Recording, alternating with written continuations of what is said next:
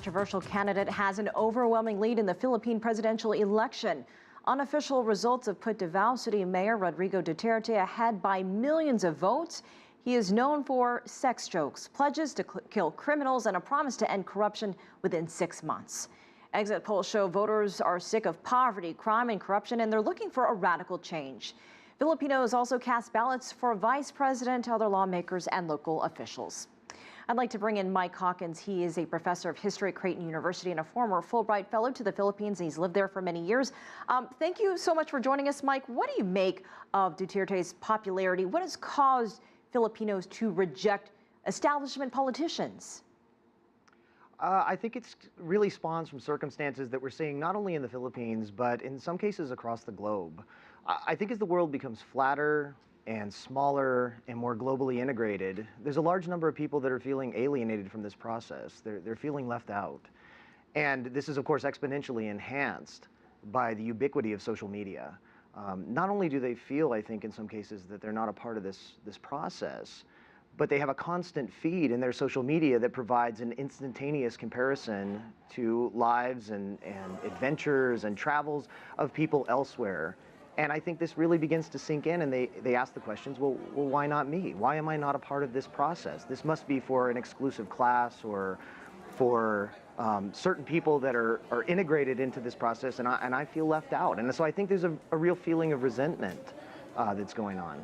This guy has been compared to Donald Trump in the United States. He's promised a lot of change in a short amount of time, 6 months.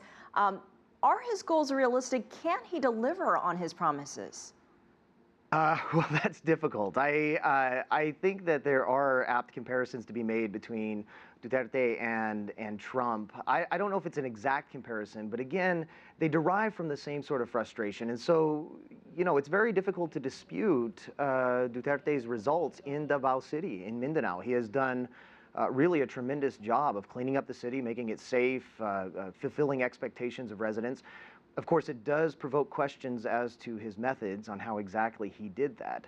And the real trouble is translating those sort of results to a national scale. And I think this is where Donald Trump also runs into a great deal of criticism, is as a businessman, as a New Yorker, in his various roles in television and elsewhere, he has produced results. Yet, when asked how we're going to make these happen on a national scale, whether in the Philippines or in the United States, it's a much more difficult question to answer.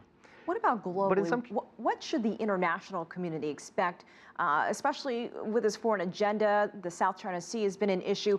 He's been sort of inconsistent, saying on one hand that he will challenge China, but in another interview, he says he'll work with Beijing. Right. At moments, I'm very encouraged when he reaches out with these overtures of shared exploration, perhaps shared use of the resources, his willingness to work with Beijing. And then on the other hand, you get these very provocative challenges where he, in fact, dares the Chinese to shoot him and make him into a national hero. And of course, there's other concerns with some of the rhetoric regarding Australian ambassadors, U.S. ambassadors, some provocative statements regarding foreigners, and of course, the infamous rape comment. It's difficult to see where he goes. These elections are always difficult because in the process of getting elected, bombastic statements, outrageous statements, attention-getting statements are very highly rewarded. Of course, once you get into the process of governing, these things tend to moderate, compromise begins to set in, and candidates have to sort of look at the world more strategically, I think. All right, Mike Hawkins, thank you so much for your insight. We appreciate your time. Thank you. If you like what you just saw, follow us on social media and visit our website, cctv-america.com.